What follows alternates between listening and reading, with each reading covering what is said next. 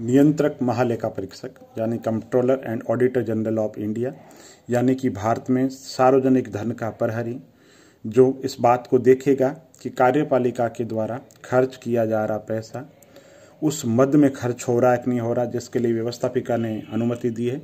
कुशलता के साथ में खर्च हो रहा है कि नहीं हो रहा है, मितव्ययता के साथ साथ ईमानदारी के साथ में खर्च हो रहा है या नहीं हो रहा, ये देखना नियंत्रक महालेखा परीक्षक का कार्य है।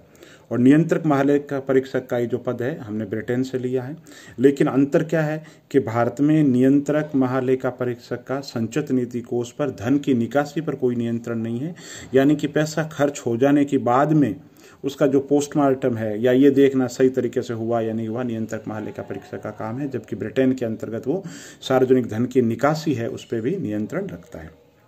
अब है अनुच्छेद क्या है, तो भारतीय संविधान के अंतर्गत अनुच्छेद 148 में है कि नियंत्रक महालेखा परीक्षक होगा जिसका कार्यकाल 6 वर्ष या 65 साल जो भी पहले हो वो होगा।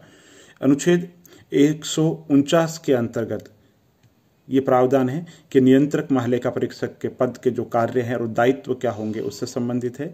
150 के अंतर्गत नियंत्रक महालेखा परीक्षक जो लेखांकन का जो प्रारूप है, लेखा परीक्षण का जो प्रारूप है, राष्ट्रपति से सलाह करके जैसा उचित लगेगा बिल्कुल वैसा बनाएगा।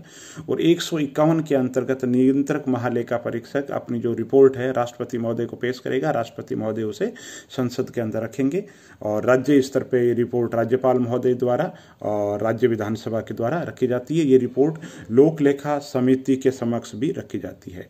और नियंत्रक महालेखा परीक्षक जो लोक लेखा समिति है उसका फ्रेंड, गाइड और फिलोसफर कहा जाता है। और नियंत्रक महालेखा परीक्षक का जो पद है, पहले नियंत्रक महालेखा परीक्षक लेखांकन और लेखा परीक्षण से संबंधित दोनों काम करते थे। 1976 के अंतर्गत प्रथम प्रशासनिक सुधार आयोग जो कि मोरारजी देसाई की अध्यक्षता के अंतर्गत गठित हुआ था और बाद में मोरारजी देसाई की जगह के हनुमंतैया को प्रशासनिक सुधार आयोग का अध्यक्ष बनाया गया था।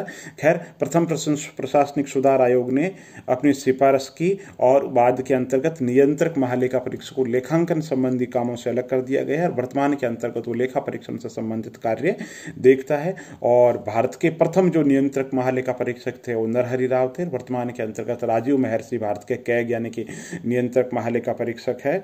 और नियंत्रक महालेखा परीक्षक के पद को लेकर के आलोचना होती है कि ये पोस्टमार्टम अध्ययन करते हैं, पैसा खर्च हो जाता है और बाद के अंदर पोस्टमार्टम करते हैं, इसलिए इसका कोई औचित्य नहीं है।